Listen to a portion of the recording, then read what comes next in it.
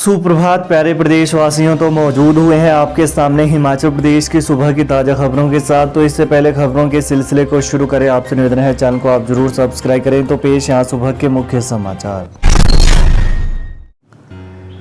हिमाचल की मंडियों में 10 जून तक होगी गेहूं की खरीद, खराब मौसम बना परेशानी। हिमाचल प्रदेश की मंडियों में 10 जून तक गेहूं की खरीद की जाएगी। इस बार खराब मौसम किसानों के लिए परेशानी का सबब बना हुआ है। अपनी उपज बेचने के लिए राज्य खाद्य आपूर्ति निगम की वेबसाइट पर 1400 किसानों ने पंजीकरण कराया है।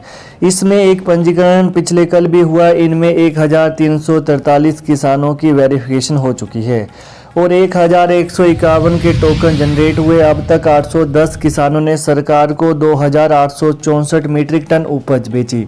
इसकी एवज में किसानों के बैंक खातों में 6.08 करोड़ रुपए का भुगतान किया जा चुका है। बता दें कि इस मर्तबा किसानों को खराब मौसम के बीच अपनी उपज मंडियों तक पहुंचाने में दिक्कतें झेलनी पड़ी। बार बार बारिश से कई जगह गेहूं में नमी आई तो खराबी हुई, इससे किसानों को नुकसान झेलना पड़ा। ऊना में स्पिरिट इस्तेमाल करने वाले उद्योगों का स्टॉक खंगाला लीकेज को लेकर जांचा। हिमाचल प्रदेश के ऊना जिले में नकली होलोग्राम और मार्का स्टिकर वाली शराब का भंडाफोड़ होने के बाद राज्य कर एवं आबकारी विभाग अपने स्तर पर अलग से जांच कर रहा है। रोजाना विभागीय टीमें नई पहलू पर काम करते हुए दबिश दे रही हैं। पिछले कल जिले में स्पिरिट इस्तेमाल करने वाले उद्योगों के L19 लाइसेंसधारी का स्टॉक राज्य कर एवं आबकारी विभाग ने खंगाला। वहीं से जुड़े दस्तावेज भी जांचे। दिन भर जांच चलती रही। आबकारी विभाग सुनिश्चित कर रहा है कि आधिकारिक तौर पर लाइसेंस धारक को आने वाली खेप की स्पिरिट की कहीं लीकेज तो नहीं हो रही है। अवैध तरीके से ऊना जिले में स्पिरिट की खेप पहुंचने का मामला उजागर होने के बाद विभाग ई-वे बिल पुलिस को सौंप चुका है। वहीं पुलिस को भी काफी जानकारी मिली है कि किसके नाम पर खेप पहुंच रही थी। मौसम की मार से व्यापारियों का करोड़ों का माल डंप, 80% लूट का कारोबार। हिमाचल प्रदेश में मौसम के बदले मिजाज से व्यापार पर बुरा असर पड़ रहा है। लू के साथ गर्मी बरसाने वाली जून में नवंबर की ठंड का एहसास लोगों को जरूर राहत दे रहा है, लेकिन व्यापारी वर्ग में मंदी के पारे को बढ़ा दिया है। गर्मी के लिहाज से बाजार में बिक्री के लिए आए माल बड़े स्तर पर गोदाम डंप हो गया है।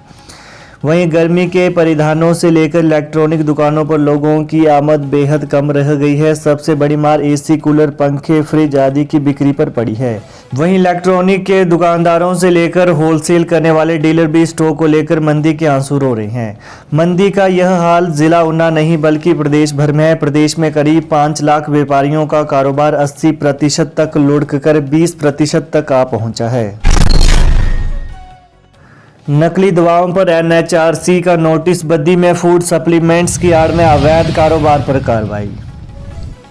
राष्ट्रीय मानवाधिकार आयोग NHRC ने औद्योगिक क्षेत्र बद्दी में न्यूट्रास्यूटिकल कंपनियों द्वारा फूड सप्लीमेंट्स की आड़ में नकली दवाओं के हो रहे निर्माण का संज्ञान लेते हुए केंद्रीय स्वास्थ्य मंत्रालय के सचिव, भारतीय खाद्य सुरक्षा और मानक प्राधिकरण के अध्यक्ष तथा भारतीय औषधि महानियंत्रक को नोटिस जारी किया है। NHRC ने इस संवेदनशील मामले में 4 सप्ताह के भीतर संबंधित पक्षों को विस्तृत रिपोर्ट पेश करने को कहा है।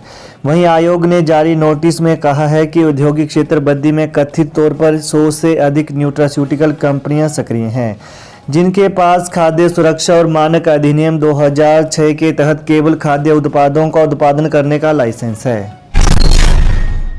हिमाचल में 2 निजी विश्वविद्यालयों को बंद करने की तैयारी, सरकार को भेजा प्रस्ताव। हिमाचल प्रदेश में 2 निजी विश्वविद्यालयों को बंद करने की तैयारी शुरू हो गई है। निजी शिक्षण संस्थान विनियामक आयोग ने कम दाखिलों और खराब वित्तीय प्रबंधन का हवाला देकर सरकार को इस बाबत प्रस्ताव भेजा है।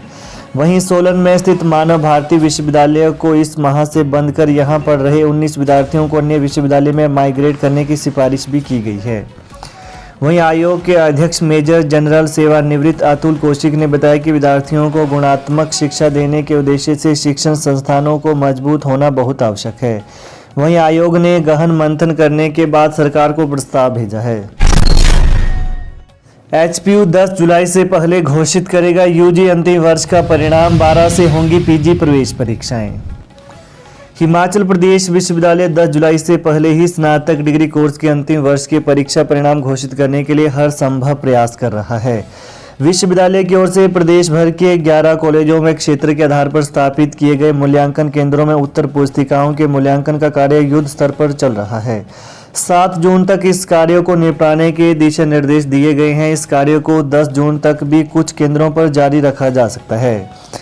इसके अलावा एचपीयू सहित पंजाब व अन्य विश्वविद्यालयों की सत्र 2023 के लिए होने वाली स्नातकोत्तर डिग्री कोर्स की काउंसलिंग की प्रक्रिया शुरू होने से पूरा विश्वविद्यालय यूजी अंतिम वर्ष का परिणाम घोषित करने का दावा कर रहा है।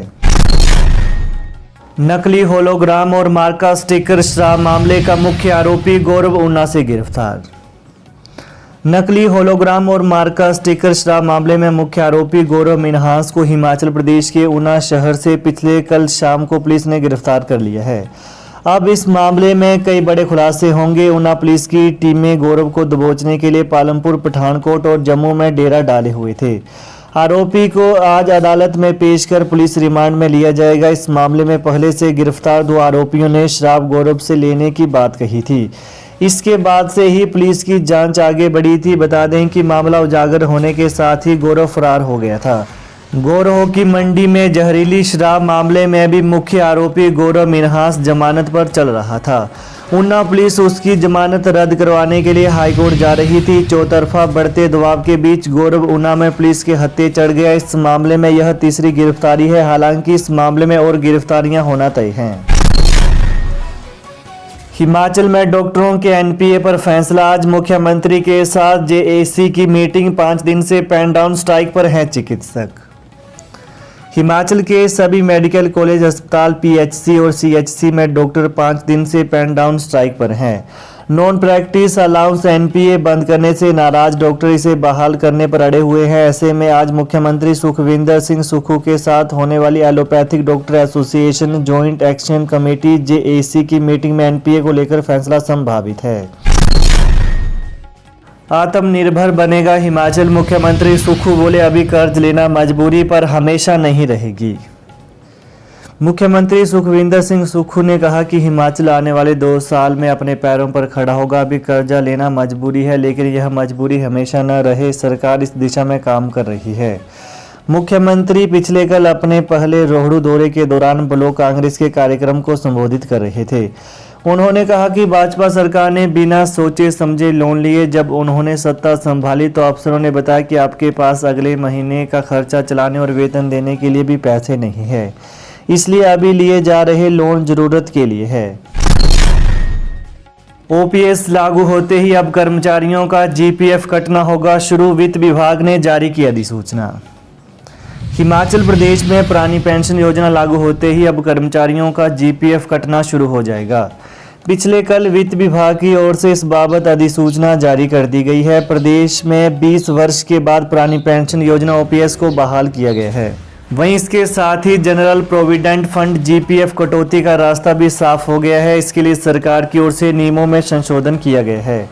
अब 15 मई 2003 से वर्ष 2023 के बीच नौकरी लगे करीब 1,36,000 कर्मचारियों को जीपीएफ की सुविधा मिलना शुरू हो जाएगी। तो ये हैं आज सुबह के मुख्य समाचार। तो प्रदेश की ताज़ा खबरों को पाने के लिए चैनल को आप जरूर सब्सक्राइब करें। धन्यवाद।